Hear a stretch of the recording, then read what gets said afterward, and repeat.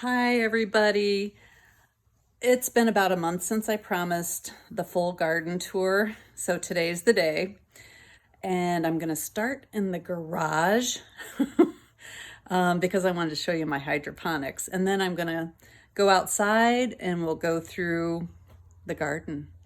So here we go. Here is my hydroponics, which I've been doing all through the winter. I've got various spinaches, kales, some cilantro back there, several different kinds of kale, some lettuces that I just started, and everything's going strong. Very low maintenance, so easy. I have to show you the root system in here. Okay, so this is no electricity except for the lights, and look at those roots. They have nutrients in the water. They feed off the oxygen and the nutrients in the water. So maybe, depending on the stage, 2 to 4 weeks, I have to check the water levels and adjust the nutrients, but very low maintenance. I just come out here and gather my smoothie greens every day. It's so nice. All right, so going through my messy garage, but out the door, and we'll start the outdoor tour. Okay, so along this side of the house, I just had some extra bins, so I threw some sunflowers and watermelons in that one. Some celery that I'm gonna let go to seed there. Tomato, eggplant, and a little jalapeno in that one. And my very first pumpkin is just about ready. And more sunflowers. And I just planted some bush beans in those. I try to keep everything filled. More celery. I'm gonna let this go to seed so I can collect seeds, hopefully. Over here I have some melons, some nasturtium, winter squash that's vining nicely, kabocha and acorn, and some more melons. And then over here I've got some broccoli that's just about ready, coming real close. And I put this protective netting on there because it keeps those cabbage moths away. And some cucumbers that I just planted. And inside there, you see in the sunroom, this is my seedling area, and I've got some more hydroponics in there. I'm gonna try to grow some cabbages inside. And all right, so let me flip around. Sorry, that was a little fast. These beds I just put in 8x4, 2 feet high.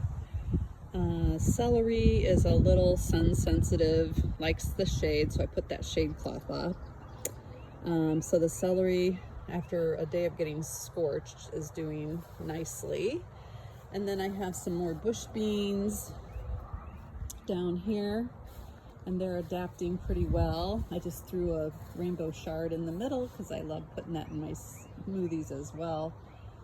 And then I made this my perennial bed. This is strawberries that I transplanted from the green stalk because they were really getting too big for there. And I had this asparagus in one of those whiskey barrels and just not big enough, and I couldn't overwinter it in that. So asparagus and strawberries pair nicely together, and their root systems aren't competing for space.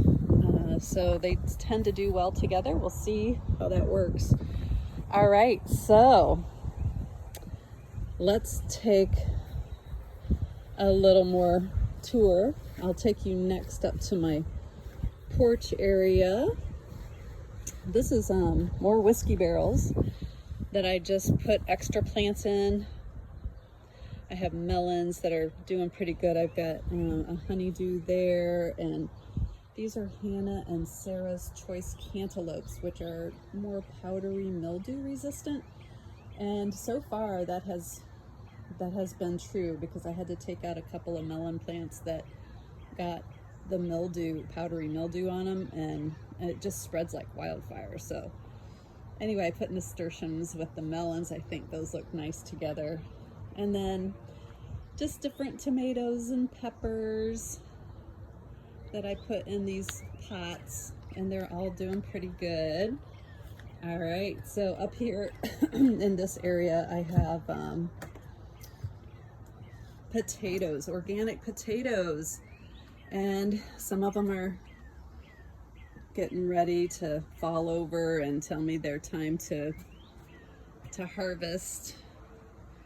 And so those are all potatoes. I've got that one random pepper plant in there, and I'm trying to learn about collecting seeds. So this is a radish that the little pods will dry, and I can get the seeds from there. All right, and so more potatoes. And then over here, I've got more melons in my Easy Grow, which I like because they're up a little higher too. There's a nice looking melon, more nasturtiums, and this is my eggplant. Sorry, I'm a little close, it's tight in here. There's my eggplants that are doing really good, even though the Japanese beetles have been gnawing at them. But I've been harvesting eggplants regularly from these. They look gorgeous. And then I have some more beans over here that need to find a home. But I did want to show you my green stalk. I just took all the strawberries out of here. I had previously carrots, beets, spinach. So for the summer, I put in this amaranth, which I think is just beautiful, and it's my spinach substitute because it's heat tolerant and cold tolerant. And I just filled the pockets with some alyssum and some beans and some runners that I got off my strawberry plants. We'll see if they do. I want to see if they overwinter in here. So we'll see how that goes. And then I want to take you through. I've added quite a few beds this year. Okay, so this is my archway that I put up, and it is a great place to grow pole beans. I'm growing sweet potatoes in there right now with some flowers and herbs around the edges. And I thought that the sweet potato would vine up, but it's not doing the greatest. I need to assist it a little bit. So I'm going to work on that. And over here I've got another asparagus bed with zinnias, which are just beautiful, and the butterflies love them. And then I have my onions in there, which I've already harvested a couple, and I've got a couple more dropping over, so I'll be harvesting those today. And then here's another archway that I have tomatoes, and we have cucumbers and pole beans over here, and with lots of flowers. And then this is my concrete bed, and I've got so much stuff in there. I really packed it full. I'm going to walk through this area so that you can see it better. And so in the front, I have lots of marigolds. I've got cucumbers in the front on this angled cattle panel. And I have some melons growing there. On the other side, I've got winter squash that's gonna vine up. It's doing real good. And I also planted some squash to go on the bottom of the tomatoes. So tomatoes are doing real good. I've already been harvesting quite a few, but it's just the beginning, so I hope there's many more to come. I did use these little pockets of the concrete blocks to put flowers and herbs in, and that's worked out well so far. And this is my square foot garden here, which is full of celery. I've got a couple of eggplants in there, more tomatoes. I'm letting a rainbow chard go to seed so I can collect those. And I do have some onions in here too. They're just growing right alongside the celery really well. Tomatoes are doing great. It's just been a struggle to constantly keep them tied up.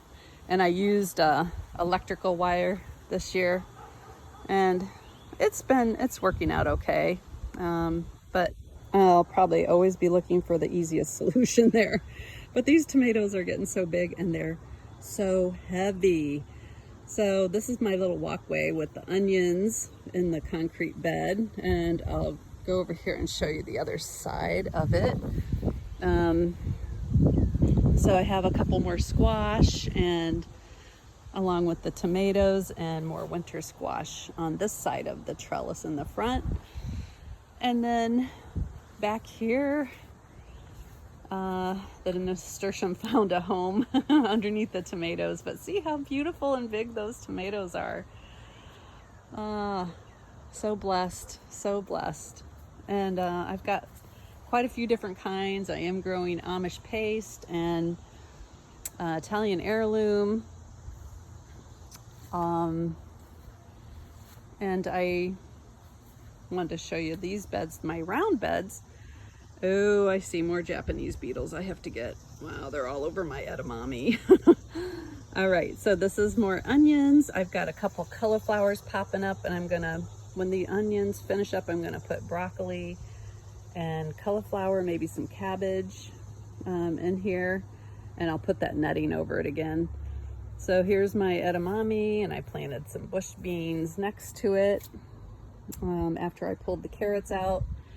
And here's some more asparagus, and I had some volunteer potatoes come up in here, and they are ready to harvest in the back there, so I've got to get in there today and do that. And lots of beans. I love beans, so I'm making lots of beans. Doing lots of preserving.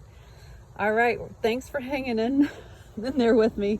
We're almost done. I'm going to show you my earth box area, which is just, I like it because it's elevated. And over here along this fence, I've got a few more tomato plants. One little blueberry bush, which is struggling. But yeah, up here is mostly peppers, but I do have my cruciferous vegetable areas netted again. There's my kale that's been doing great. I also have a smooth German kale that's going to seed, and I hope to collect the seeds from that. And then Brussels sprouts in here. I have a couple cauliflowers finishing up in this last bed, with some cabbage starting in the empty holes.